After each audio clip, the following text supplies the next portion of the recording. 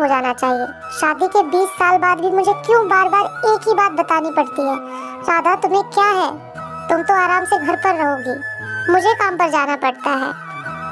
तुम हो कि हमेशा बेवकूफ़ों जैसी हरकत करती हो। अगर तुम यह जानबूझकर करती हो तो याद रखना, मुझसे बुरा कोई नहीं होगा। आज भी राहुल का पारा चढ़ा हुआ था। इन कटु शब्दों में अपना गुस्सा उतारते हुए, गीला तौलिया कुर्सी पर फेंकते हुए राहुल गुस्से से राधा की तरफ देखने लगा। राधा के लिए राहुल का ये बेवजह का गुस्सा कोई नई बात नहीं थी।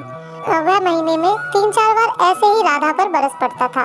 पहले पहले राधा उसका विरोध किया करती थी, लेकिन जब कई सालों तक राहुल में कोई बदलाव नहीं दिखा तो राधा ने खुद को ही बदल दिया। अब राहुल के कुछ भी कहने से राधा को कोई फर्क नहीं पड़ता था। राहुल की हर बात वो चुपचाप सिर नीचे झुकाए सुन लेती थी। शादी के पहले 6 साल तक राधा ने पूरी कोशिश की कि राहुल को बदला जाए, लेकिन फालतू का गुस्सा करना और बाद में राधा को भला बुरा कहना, यह मानो जैसे उसकी आदत बन गई थी। कोई भी वाद विवाद होता तो राहुल सीधा राधा को बोल देता, अगर मैं तुम्हें अच्छा नहीं लगता तो क्यों नहीं चली जाती अपने मायके, क्यों रहती हो मेरे साथ? इतना सब कुछ होने के बावजूद राधा राहुल के साथ रहती थी, क्योंकि उसे अपनी बेटी की फिक्र थी। और वह जाती भी तो कहाँ, अपने बूढ़े हो चुके माँ बाप को इस उम्र में परेशान करना वह नहीं चाहती थी। समाज और लोग क्या कहेंगे, यह भी तो उसे देखना था। वह इतनी पढ़ी लिखी भी तो नहीं थी कि खुद जाकर कोई नौकरी कर सके और अपना और अपनी बेटी का पालन पोषण कर सके। राधा को अब अपनी फिक्र नहीं थी, उसको फिक्र थी बस अपनी शादी लायक हो रही बेटी की। राधा नहीं चाहती थी कि पति पत्नी के झगड़े की वजह से नेहा डिस्टर्ब हो। नेहा की पढ़ाई पूरी हो चुकी थी, उसके लिए अब शादी के रिश्ते आने लगे थे। कई रिश्तों को नेहा ठुकरा चुकी थी। 2-3 महीने बाद एक अच्छा रिश्ता आया। रिश्तेदारों और पहचान के लोगों ने भी लड़के के बहुत गुणगान किए थे। राहुल एक शाम अपनी बेटी के पास बैठकर उसे बताने लगा, नेहा बहुत अच्छा लड़का है, पढ़ा लिखा है, बड़ा घर है, बहुत अच्छी नौकरी है। ऐसे रिश्ते बार बार नहीं आते बेटा, इस बार मना मत करना। नेहा अपने पिता से ज्यादा बात नहीं करती थी, शायद डरती थी या शायद नफरत करती थी, लेकिन आज वो अपनी पूरी हिम्मत इकट्ठा कर बोली, मुझे अभी शादी नहीं करना है पापा, मैं नौकरी करना चाहती हूँ, खुद अपने पैरों पर खड़ी होना चाहती हूँ। हाँ तो उसमें क्या बड़ी बात है, मैंने लड़के से बात की है, वह तुम्हें किसी बात के लिए नहीं रोकेगा। तुम शादी के बाद भी नौकरी कर सकती हो, वह तुम्हें नौकरी के लिए परमिशन देगा। राहुल बोला, मेरा नौकरी करना या ना करना उसकी परमिशन पर क्यों डिपेंड रहेगा पापा? नेहा ने पूछा। मैं कह रहा हूँ ना, तुम्हें किसी भी चीज की कमी नहीं होगी वहाँ।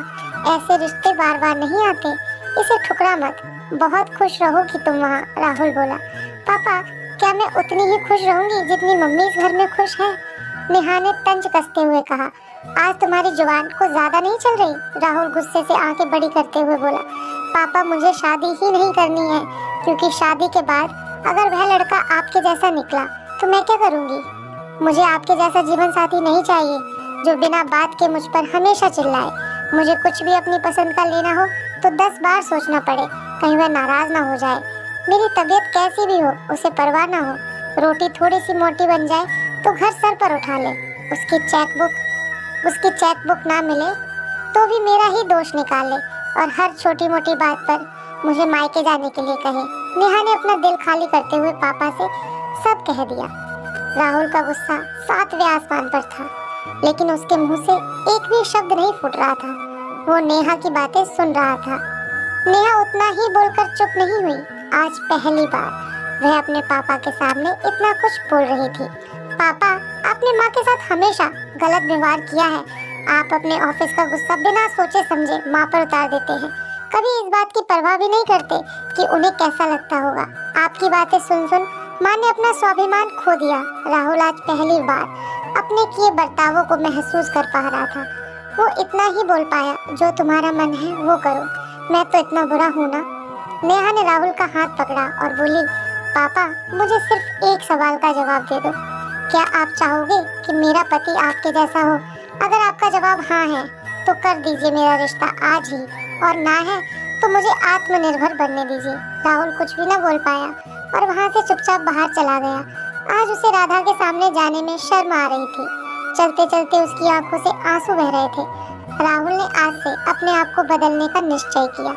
अगले दिन से राधा ने अपने पति में काफी बदलाव देखा। वह सोचने लगी कि जो हिम्मत नेहा ने दिखाई है वह हिम्मत अगर मैं पहले ही दिखा देती तो शायद आज परिस्थिति कुछ और होती। अब नेहा पढ़ लिख कर अच्छी नौकरी करने लगी थी और 3 साल बाद उसके लिए एक अच्छा रिश्ता आया और उसकी विदाई पर राहुल बोला, बेटा तू हमेशा खुश रहेगी क्योंकि तेरा पति तेरे बाप जैसा नहीं है। राहुल की यह बात सुनकर राधा और नेहा की आंखों से आंसू बहने लगे। इस कहानी से सीख, हमारे समाज में औरतों को भले ही देवी का दर्जा दिया जाता है लेकिन वह स्वतंत्रता नहीं दी जाती जो उन्हें देनी चाहिए। उन्हें बचपन से ही बताया जाता है कि वह पराया धन है। स्कूल आने में देर हो जाए तो पिटाई मिलती है, मोबाइल पर बातें करते हुए दिख जाए या खिड़की से झांकते हुए दिख जाए तो शक किया जाता है।